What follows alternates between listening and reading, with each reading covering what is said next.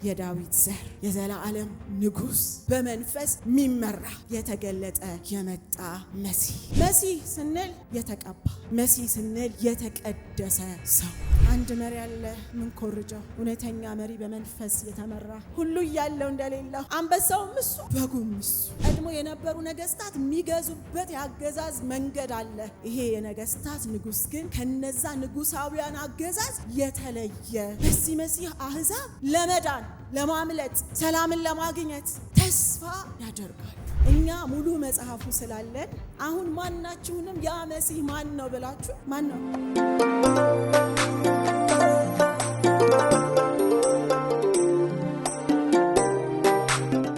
ዛሬ እግዚአብሔር እንደረዳን የእግዚአብሔርን ቃል እናያለን። ትንቢተ ኢሳይያስ ምዕራፍ 11 ላይ ያለውን ከቁጥር 1 ጀምሮ እስከ 5 ያለውን ቃል አንብበን ጸልየን ቀጥላለን።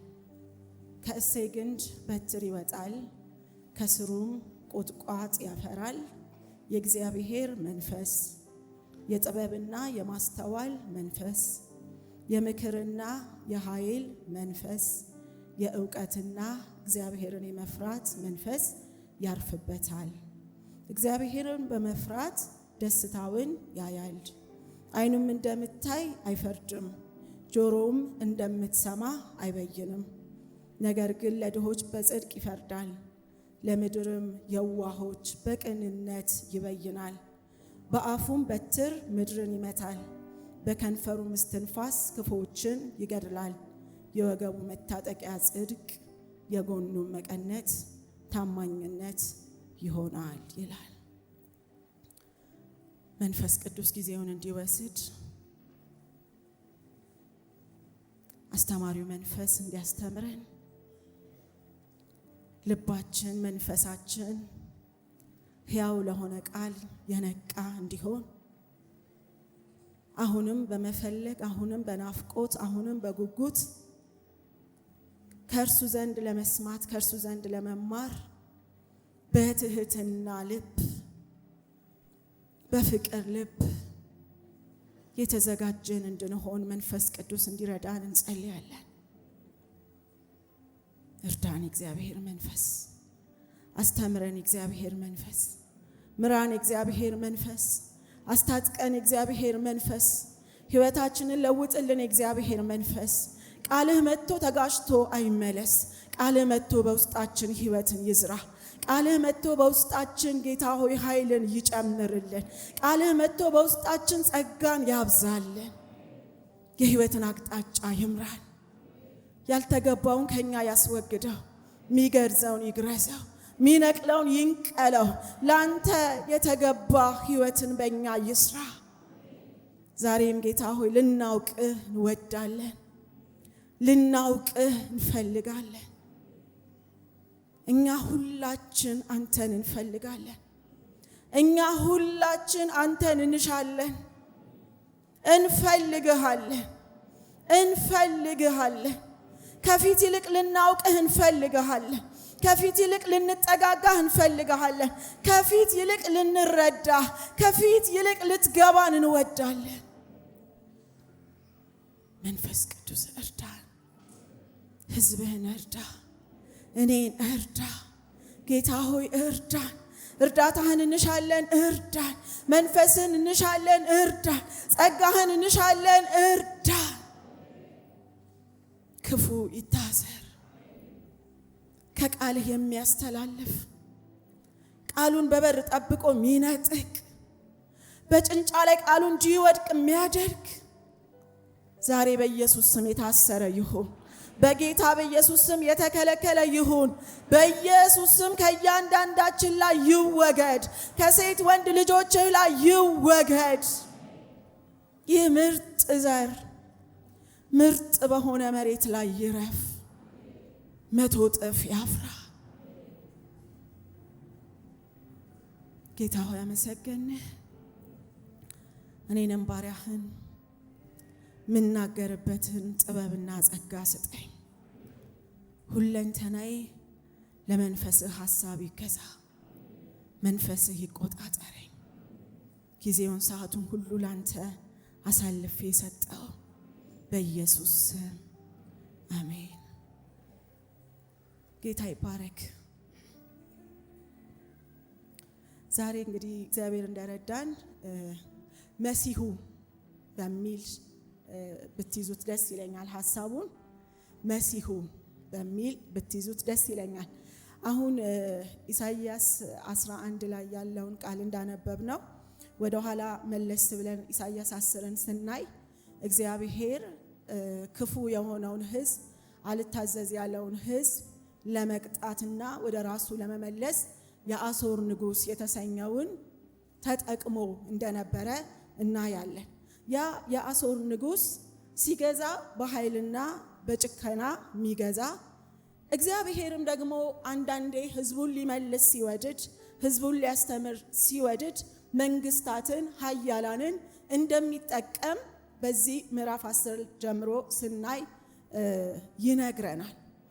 ግን ይሄ የአሦር ንጉሥ ደግሞ እግዚአብሔር ሐሳቡን ፈቃዱን ሊጠቀምበት ወዶ ሳለ እርሱ ግን የኋላ ኋላ ይሄ በኃይሌ ነው፣ ይሄ በጉልበቴ ነው፣ ይሄ የኔ ብርታት ነው ማለት ደግሞ ሲጀምር እንዳይወድቁ አወዳደቅ እንደወደቀ ይነግረናል።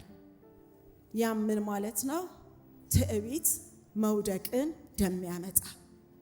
በዛ ሁኔታ ውስጥ ሆኖ እነዚህ የነበሩ ነገስታቶች ህዝቡን የሚያስጨንቁ፣ ተስፋን የሚያሳጡ፣ በቃ ምን አለን የሚያስብሉ በጭኮና የሚያኖሩ ሆነው ሳለ የዳዊትን መንግስት ወድቋል፣ የእስራኤልም ህዝብ ተስፋን አጥቷል እየተባለ ባለበት ነው እንግዲህ ልክ ምዕራፍ 11 ላይ እዛጋ ተቆርጧል እዛጋ ወድቋል ብሎ የተናገረውን ልክ ምዕራፍ 11 ላይ ሲጀምር ተስፋን እየሰጠ ይጀምራል። ኢየሱስ ክርስቶስ ጌታ ነው። ከእሴይ ግንድ በትር ይወጣል፣ ከስሩም ቁጥቋጥ ያፈራል ብሎ ኢሳይያስ ትንቢትን ብዙዎቹን ስናይ መሲሐዊ የሆኑ ትንቢቶችን እናያለን። እዛ ውስጥ የትንቢተ ኢሳይያስ መልእክት ኢየሱስን የሚሸት ነገር አለው። ገና በዚህኛው በብሉይ ኪዳን ሆኖ አዲሱን ኪዳን ክርስቶስ ኢየሱስን የሚያመለክት የሚያሳይ የሚጠቁሙ መልእክቶች ትንቢተ ኢሳይያስን ስናነብና ስናጠና ብዙውን የተነገረለትን ትንቢት በዛ ውስጥ እናያለን። ለዛ ነው እንግዲህ ኢሳይያስ ምዕራፍ 11 ቁጥር 1 ሲጀምር ከእሴይ ግንድ በትር ይወጣል ከስሩም ቁጥቋጥ ያፈራል በሚል አሁን እንዳነበብነው ወረድ ብለን ስናይ የመሲሁን ማንነት የመሲሁን መልክ እየገለጠ ያሳየናል። ኢየሱስ ጌታ ነው። ወረድ እያልንም ስናነብ ይሄ መሲህ ከማዳኑ ከጅማሬው እስከ ፍጻሜው ያለውን ይሄ የሚመጣው ንጉሥ ይሄ የሚመጣው የሚነሳው መንግስት እንዴት ያለ ፍትህ፣ እንዴት ያለ ሰላም፣ እንዴት ያለ እረፍት፣ እንዴት ያለ የእግዚአብሔርን ሐሳብ ወደ ሰው የሰውን ሐሳብ ከእግዚአብሔር ጋር የሚያስተራርቅ ሰላምና ፍትህን በህዝብ መካከል የሚያደርግ ንጉሥ እንደሆነ ወረድ እያለም ስናነብ እናገኛለን። ኢየሱስ ጌታ ነው። ኢሳይያስ ይህን በሚናገርበት ጊዜ እንዳልነው እስራኤልና ይሁዳ በፖለቲካዊ በሆነ ችግር ውስጥ የነበረበት፣ አሦር ደግሞ የወረረ ያስጨንቅ የነበረበት፣ ነገስታት የተባሉ ፍትህ የሌላቸው የሚጨቁኑ የሚያስጨንቁ የነበሩበት ነው። አስተውሉ እንግዲህ ህዝብ ሁሉ ጠፋን እያለ የተጨነቀ ምድሪቱን ተስፋ አታ በነበረበት ጊዜ ኢሳይያስ ምዕራፍ 1 ከቁጥር 1 ጀምሮ ተስፋን ያሳያል። ይሄ የሚነሳ ንጉሥ አለ። ለዳዊት አስቀድሞ እግዚአብሔር የገባለትን ኪዳን የሚፈጽምበት ወድቋል፣ አልቋል፣ ጠፍቷል ከተባለው ከዛ ስር የሚወጣ አለ። ኢየሱስ ጌታ ነው።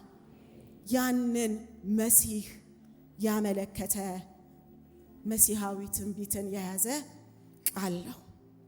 ምክንያቱም በሁለተኛ ሳሙኤል ምዕራፍ 7 ያለውን ቃል ስናይ እግዚአብሔር ለዳዊት ታላቅ የሆነ ኪዳንን ሲሰጠው እናያለን።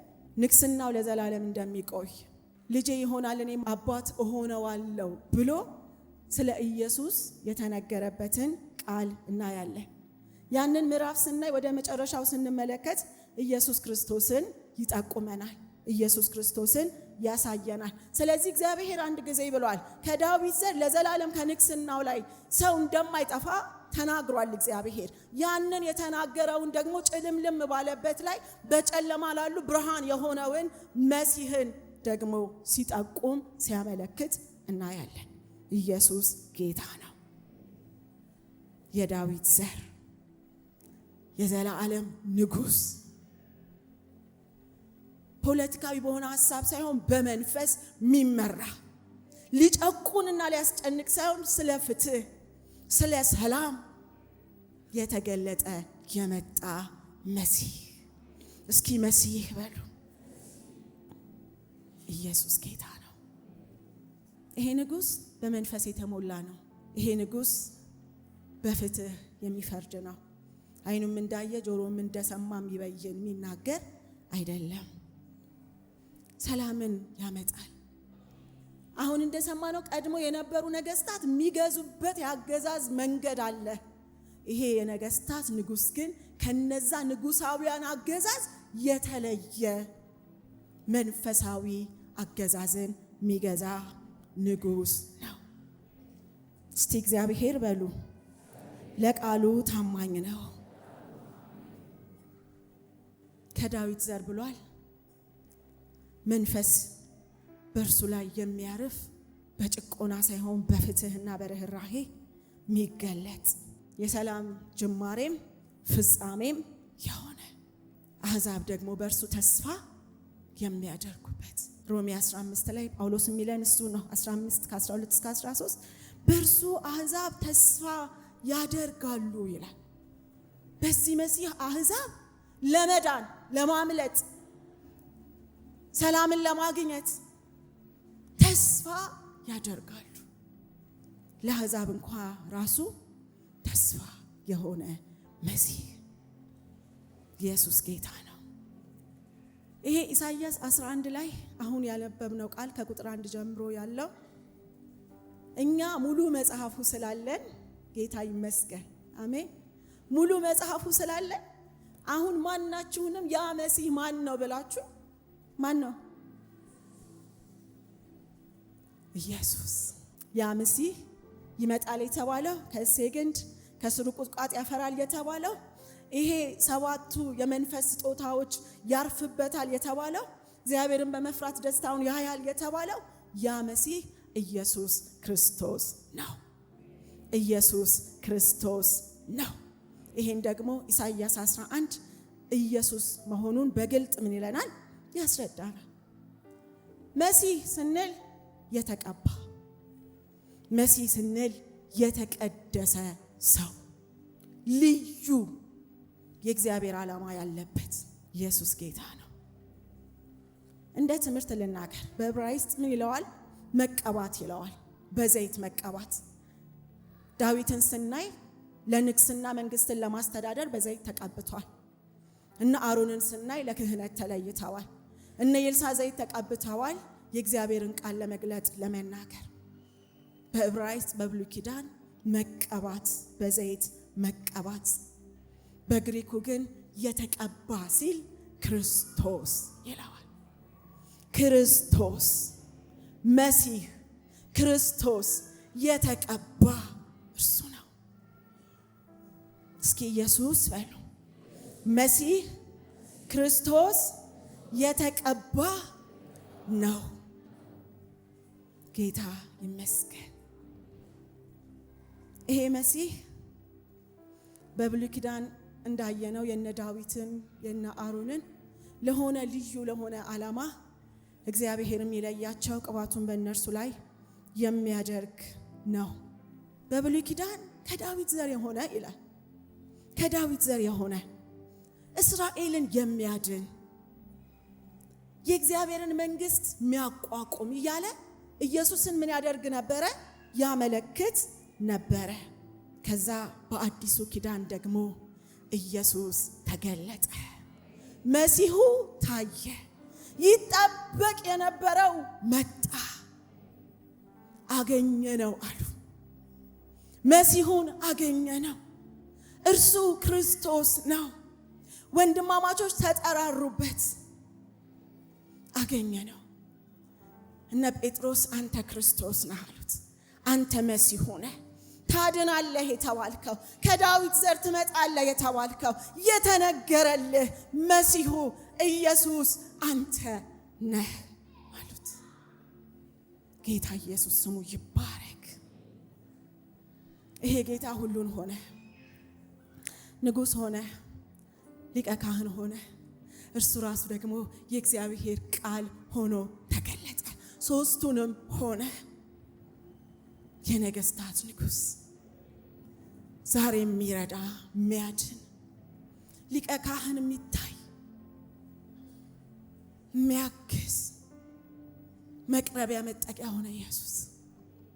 ደግሞ የእግዚአብሔር ቃል የሕይወት እንጀራ የሚበላ ሕያው መብል ኢየሱስ ሆነልን። መሲሁ በብሉይ ኪዳን እንደተነገረው በዛው መንገድ ኢየሱስ መጣ። እስኪ መሲህን አግኝተናል በሉ። ኢየሱስ ጌታ ነው። ይህ መሲህ እግዚአብሔር ለሰው ልጆች ማዳን፣ ለሰው ልጆች መመለስ፣ ለሰው ልጆች ሕይወት ማግኘት የጠራው የመረጠው የቀባው ይሄ መሲህ ንጉሥ ብቻ አይደለም፣ ደግሞ ታዳጊ ነው፣ ደግሞ አዳኝ ነው፣ ደግሞ ሩህሩህ በሆነ ስልጣን ግዛት ተመክቶ የማይገዛ በፍቅር የሚማርክ በፍቅር የሚገዛ በፍቅር የሚያንበራክክ ጌታ አዳኝ እርሱ ኢየሱስ ክርስቶስ ነው። በሐዋርያት ሥራ ላይ ተናገራል ጴጥሮስ። እግዚአብሔርም አለ የናዝሬቱ ኢየሱስ ክርስቶስን አለ በመንፈስ ቅዱስ በኃይል ምን አለው? ቀባው። ከዛስ እርሱም ይላል መልካምን እያደረገ ይዞር ነበር። መልካምን እያደረገ እያዳነ እየታደገ እየፈወሰ ነፃ እያወጣ የተራቡትን እያበላ ያዘኑትን እያጽናና መልካምን እያደረገ ይዞር ነበር። እርሱ በመንፈስ ቅዱስ የተሞላ የእግዚአብሔር ኃይል የሚገለጥበት የአፉ ቃል የሚሰራ ሕይወት መንፈስ እውነት የሆነ እሱ መሲሁ ክርስቶስ ኢየሱስ ነው። ተነግሮ ብቻ አልቀረም። ይሄ ጌታ ተገልጧል። ኢሳይያስ 61 ላይ የጌታ እግዚአብሔር መንፈስ በእርሱ ላይ ነው የተባለለት፣ በሉቃስ የጌታ እግዚአብሔር መንፈስ በእኔ ላይ ነው ያለ እርሱ ኢየሱስ ክርስቶስ ነው። እርሱ መሲሁ ነው። ፍትህን ሰላምን ያመጣ እርሱ መሲሁ ነው። በመንፈሳዊ ኃይል የሚገዛ እርሱ መሲሁ ነው። የእግዚአብሔርን መንግስት የመሰረተ እርሱ መሲሁ ነው። የእግዚአብሔር ኃይል የተገለጠበት እግዚአብሔርን የገለጠ አብን የተረከ ከእርሱ ውጭ ሊያብራራው ሊተርከው የሌለ እኔና አብ አንድ ነን አለ። አውቀዋለሁ አለ። አባቱን አውቀዋለሁ አለ። በእርግጥ እርሱ እግዚአብሔር ወልድ የሆነ ኢየሱስ ክርስቶስ መሲሁ ኢየሱስ ነው። ሃሌሉያ።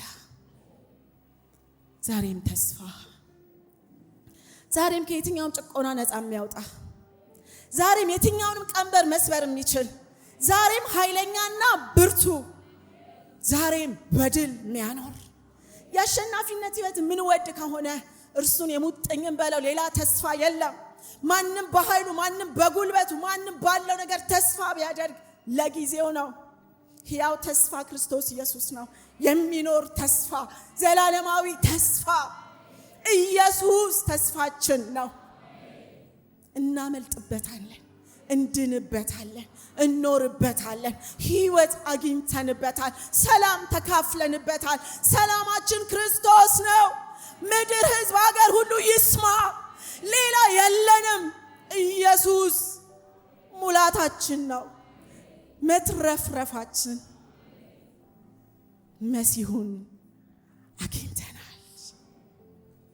የተነገረለት ብዙዎች ሊያዩት የናፈቁ በእምነት ተመልክተውት ተስፋ እያደረጉ ብዙ ዋጋን ስለሱ ተቀብለው ያለፉለት መሲሁ ለኛ ተገለጠ።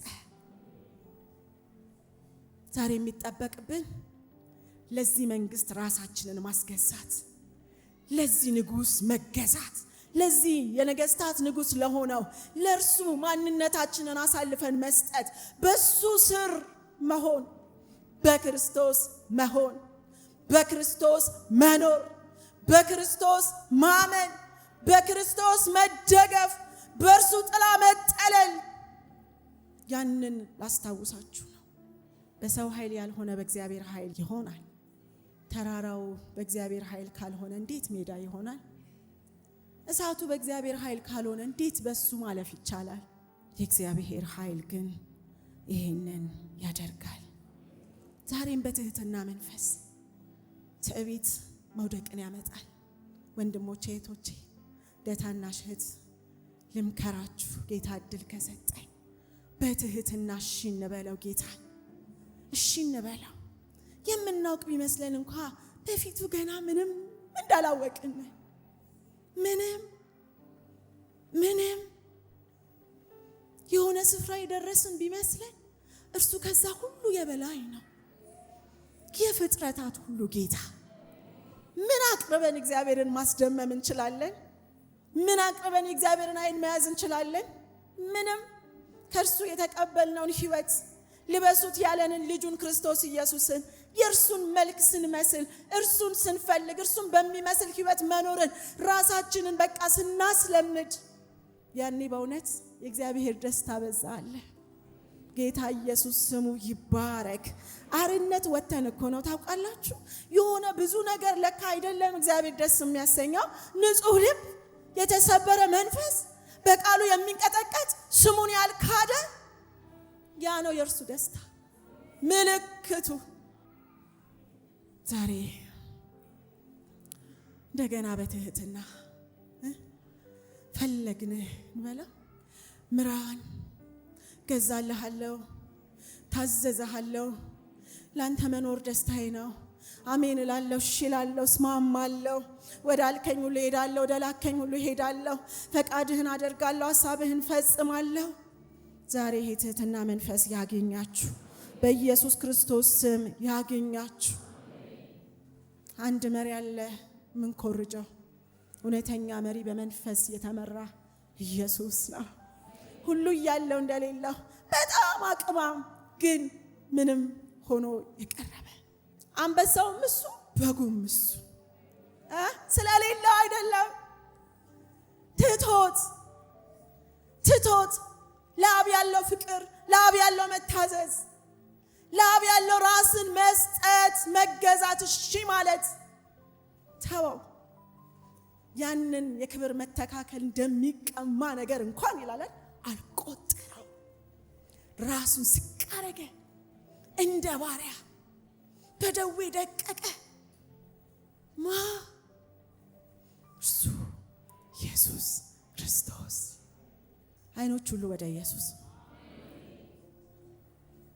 ትኩረት ሁሉ ወደ ኢየሱስ። ወንድሞቼ እህቶቼ፣ በክርስትናችሁ መጽናት ትፈልጋላችሁ? ኢየሱስን ተመልከቱት። ሚኮረጅ አለ ምን መስለው ፍለጋውን የምንከተለው የእርሱ ፉት ስቴፕ ነው ህይወት ጋር የሚያደርስ ክብር ጋር የሚያደርስ የእሱን እግር ኮቴ መከተል ነው ፍጻሜውን ደስታ የሞላበት የሚያደርገው። ዛሬ ወደ ኢየሱስ፣ ወደ መሲሁ፣ ወደ አዳኙ፣ ወደ ታዳጊው አሜን ይሁን በኢየሱስ ስም። አሜን ይሁን በኢየሱስ ስም። አሜን ይሁን በኢየሱስ ስም። ይሄ የነገስታት ንጉስ ከእሴይ ግንድ በትር ይወጣል፣ ከስሩም ቁጥቋጥ ያፈራል የተባለው በዚህ ላይ እንዳነበብነው ሰባቱን የመንፈስ ቅዱስ ስጦታ የሚባሉትን ሰባት ፍጽምናን የሚያሳይ ቃል እንደሆነ ይሄ ያሉት ይህን የተሞላ ደግሞስ የእግዚአብሔር መንፈስ የጥበብና የማስተዋል መንፈስ የምክርና የኃይል መንፈስ የእውቀትና እግዚአብሔርን የመፍራት መንፈስ ያርፍበታል ብሎ ግን ታውቃላችሁ? መንፈሱ በፍሬ ደግሞ የሚገለጽ ነው። ኢየሱስ ጌታ ነው አለው የተሞላ ነው የተቀባ ነው እየተባለ ያለ ህይወት ደግሞ አልኖረም። ይሄንን መንፈስ ደግሞ ወንጌላትን ስናነብ ያንን የተሞላውን መንፈስ ያ ያረፈበት መንፈስ በህይወቱ ምልልስ ሁሉ በአገልግሎቱ ምልልስ ሁሉ ሲመራው ሲረዳው ሲገልጠው ሲያሳየው ሲያከብርበት የኖረበት እውነት ነው። መንፈስን መሞላት የሚሻ ኢየሱስ ጌታ ነው። ከመንፈሱ ሰፍሮ የማይሰጥ እግዚአብሔር በመንፈሱ ይሞላናል። ግን አንድ ነገር ጌታ ይጠብቃል። ከዛ በኋላ ፍሬ፣ የመንፈስ ፍሬ ተሞልተን ይህንን መንፈስ እየተንገዳገድን ብቻ እንድንኖርበት አይደለም። በህይወት የተገለጠ ክርስትና፣ በህይወት የተገለጠ ኑሮ፣ በህይወት የተገለጠ ማንነት ስም ብቻ የያዘ ያልሆነ ሁለንተናው እርሱን የሚያከብር ሁለንተናው እርሱን የሚገልጥ የሚያሳይ የእግዚአብሔር መንፈስ ያርፍበታል ይላል አይደል? ይሄ እግዚአብሔር መንፈስ በሰው ህይወት ውስጥ ሆኖ መንፈሳዊውን ህይወት መንፈሳዊውን ማንነት በእኛ የሚሰራ መንፈስ ነው። እግዚአብሔር ሆይ መንፈስን ስንል ህይወትን እያልን ነው። ህይወታችን በመንፈስ ቅዱስ ኃይል የተሰራ እንዲሆን፣ መንፈሳዊ ህይወታችን ብርቱ እንዲሆን፣ በውስጣችን ለሚኖረው ለቅዱሱ መንፈስ እንድንገዛ እንድንታዘዝ ያንን በእኛ የሚሰራ ያን ብቃት የሚሰጥ ነው የእግዚአብሔር መንፈስ። ይመራል ወደ እውነት፣ ትክክለኛውን ያስረዳል፣ እውነትን ይገልጣል፣ ያስተምራል። ግን እንዳልኳችሁ ነው፣ ፍሬ አለው። የመንፈስ ፍሬ አለው። እህቶቼ ወንድሞቼ፣ ጌታችን ሊመጣ በደጅ ነው። አሁን እግዚአብሔር ረድቶን በጌታ ጸጋና መንፈስ ተጠንቅቀን በመጠባበቅ የምንኖርበት ጊዜው አሁን ነው። በጣም ዓለም በብዙ ትርክት፣ በብዙ ፍልስፍና፣ በብዙ ወሬ ዜና ተሞልታለች። ግን አንድ ነገር የላቸውም፣ ህይወት የላቸውም። ህይወት የላቸውም። የተገለጠ ነገር፣ ጌታ የሚከብርበት ነገር፣ የእርሱ መሆናችን ምልክት የሆነ ነገር የመንፈስ ፍሬ ነው። በሰላም፣ በፍቅር፣ በእምነት፣ ራስን በመግዛት፣ በየዋሃት፣ በትህትና መንፈስ መኖር የመንፈስ ፍሬ። ስለዚህ እግዚአብሔር መንፈስ በእኛ ህይወት ውስጥ የሚሰራው መንፈሳዊ ህይወትን ነው። መንፈሳዊ ህይወትን መንፈስ ቅዱስ አለን ካልን መንፈሳዊ ህይወት ከኛ ይጠበቃል። ፍሬ ይጠበቃል። መልክ ይጠበቃል ከመንፈሱ የተነሳ። ስለዚህ ምን እናድርግ? ለመንፈሱ እንገዛ፣ ለመንፈሱ ራሳችንን እንስጥ። የጥበብ መንፈስ ይላል። የጥበብ መንፈስ ነገሮችን ላይ በሆነ ሁኔታ ሳይሆን በጥልቀት ለመረዳት፣ በጥልቀት ለመረዳት፣ ለመመርመር፣ ከዛ ትክክለኛ የሆነ ውሳኔ ለመስጠት አቅም የሚሰጥ ነው። ብቃት የሚሰጥ ነው የጥበብ መንፈስ። ዓይን እንዳየ ጆሮ እንደሰማ ያልሆነ መመርመር፣ መረዳት፣ ከዛስ ወደ ግራ ወደ ቀኝ ማስ ትክክለኛ ውሳኔ፣ ቃሉን መሰረት ያደረገ፣ ህይወትን መሰረት ያደረገ፣ በመላምት ያልሆነ፣ በጸሎት እግዚአብሔርን ድምጽ በመስማት ትክክለኛ ውሳኔ የምንሰጥበት አቅም ነው። ምናውቀውን በትክክል ለመጠቀም ኢየሱስ ጌታ ነው። ሌላው የማስተዋል መንፈስ ነው። የማስተዋል መንፈስ፣ የጥበብ መንፈስ ይያያዛል። የማስተዋል መንፈስም ነገሮችን በጥልቀት ምንረዳበት፣ የሚታየውን ሳይሆን ከጀርባ ያለውን ነገር ምናጤንበት፣ ምንመረምርበት፣ ያንን መገንዘብ ያንን መረዳት የሚያስችለን ጥበብ ብቃት ነው የማስተዋል መንፈስ። ዛሬ በእውነት ስንጸልይ በዚህ መረዳት ውስጥ ሆነን እንድንጸልይ ነው። በቃ ምንጩን ማየት፣ ለምን እንደሆነ ማስተዋል፣ ለምን እንደሆነ መመልከት፣ በዛ ላይ ሆኖ እውነትን ከሐሰት ለይቶ ትክክለኛ የሆነ ህይወት እንድንመራ የሚያደርግ ነው። ሌላው የምክር መንፈስ ነው። እነዚህ መንፈስ እያልኩ ስጠራ ኢየሱስን በውስጣችሁ ተመልከቱት። እሺ፣ የምክር መንፈስ ሰው ለራሱም ለሌላውም የሚጠቅም ምክር የሚያቀብልበት፣ ለራሱም ይመከራል፣ ሌላውንም ይመክራል። ለዛ ሰው ከተያዘበት ትክክለኛ ካልሆነ ጎዳና የሚመልስ ነው የምክር መንፈስ። የምክር መንፈስ አንዱን ካንዱ የሚያጋጭ አይደለም። የምክር መንፈስ በወንድማማቾች መካከል ጸብን የሚዘራ አይደለም። ክፍተት እንኳን ቢኖር ያንን ነገር በመረዳት ያንን ነገር በደንብ በማጤን መክሮ የሚመልስ ኢየሱስ ጌታ ነው። የምክር መንፈስ የሚሰራ ምክር፣ ተግባራዊ የሚሆን ምክር። አንዳንድ ጊዜ ሰዎች ሲመክሩ ለመፈጸም እንኳን አይደል የሆነ እንዴት ችለዋለሁ ብለን የተውናቸው ነገሮች ይኖራሉ። ይሄ የምክር መንፈስ ግን መንፈስ ቅዱስ ስለሆነ እኛ በአካል ካለነው የተሻለ አንተን ወንድሜን፣ አንቺን እህትሽን፣ እኔን ያውቃል። ስለዚህ የሚመክረን ይሄ መንፈስ ተግባራዊ ልናደርገው እንደገና በህይወታችን ላይ ለውጥ ሊያመጣ በሚችል ቅርጽና መልክ ነው። የጌታ ስም ይባረክ። ዛሬ እነዚህ መንፈሶች ለብሰን ነው የምንመለሰው። ኢየሱስ ክርስቶስ ጌታ ነው። በአስቸጋሪ ሁኔታ ውስጥ ወደ ትክክለኛ መንገድ የሚመራ። ሌላው የኃይል መንፈስ ነው።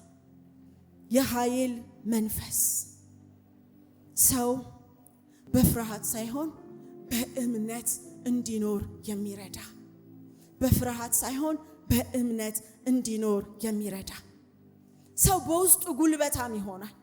እግዚአብሔር ላይ ባለው እምነት ድፍረት ይሆንለታል። ይሄ የኃይል መንፈስ ካለ አጋንንት ቢጮህ ሮጦ አይጠፋም። ጌታ መንፈስ በእኔ አይደል ብሎ ያንን ሰው ነፃ ለማውጣት የእምነት ድፍረት ይሆንለታል። ቢታመም የታመመ ቢያገኝ እግዚአብሔር ያድነዋል የሚለውን ድፍረት ይሰጣል። የኃይል መንፈስ ኢየሱስ ጌታ ነው። ሁለተኛ ጢሞቴዎስ ምዕራፍ 1 ቁጥር 7 ላይ እግዚአብሔር ይላል የኃይልና የፍቅር ራስንም የመግዛት መንፈስ እንጂ የፍርሃት መንፈስ አልሰጠንም። ይሄ ማለት እኔ ጀግናው እያለን አይደለም። ክርስትና ጥገኝነት ነው። በእግዚአብሔር ላይ የተጠጋ ነው። አሁን እግዚአብሔርን የተደገፍነው ነው። በአንተ ኃይል እያልነው ነው።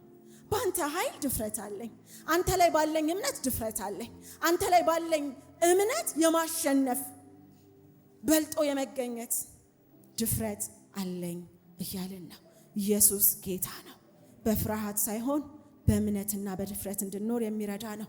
ሌላው የእውቀት መንፈስ ነው። የእውቀት መንፈስ ነገሮችን ከላይ ሳይሆን በጥልቅ እንድንረዳ የሚያደርግ ትክክለኛውን እውነት የሚገልጽ ያ ደግሞ ያገኘነው እውቀት በህይወት ለጥቅም እንዲሆንልን የሚረዳ የሚያግዝ ይሄ የእውቀት መንፈስ ነው። እውቀት ያስታብያል አይደል? ያለ መንፈሱ ከሆነ ምክንያቱም በኃይሌ ያልክነዋ ቅድም እንዳልነው ያስወድቃል፣ ያስጥላል፣ ትዕቢት። ይሄ ግን የእውቀት መንፈስ እግዚአብሔርን እንድናውቀው፣ ፈቃዱን እንድንረዳ፣ ሐሳቡን እንድናገኝ ከዛስ ያንን ያወቅነው ደግሞ ባወቅነው ልክ በህይወት እንድንኖር በህይወት እንድንመላለስ የሚረዳ የሚያግዝ መንፈስ ነው።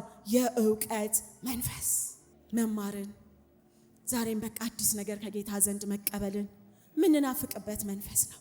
የእውቀት መንፈስ ኢየሱስ ጌታ ነው። ሌላው እግዚአብሔርን የመፍራት መንፈስ ነው። እግዚአብሔርን የመፍራት መንፈስ እግዚአብሔርን መፍራት ስንል እግዚአብሔር እርሱ መንፈስ ነው አይደል? በሁሉ ስፍራ ያለ ነው አይደል? እግዚአብሔርን መፍራት ስንል የሰው ልጅ በወደቀበት በዛ ጊዜ እግዚአብሔር ወደ አዳም መጥቶ በጠራው ጊዜ አዳም በግንዱ ተሸሸገ ከእግዚአብሔር የሚያመልጥ መስሎት። እግዚአብሔርን መፍራት ማለት የሆነ ነገር ውስጥ መሸሸግ ከእግዚአብሔር ዓይን ጥፍት ማለትና ተሰውሮ የሚፈልጉትን ነገር ማድረግ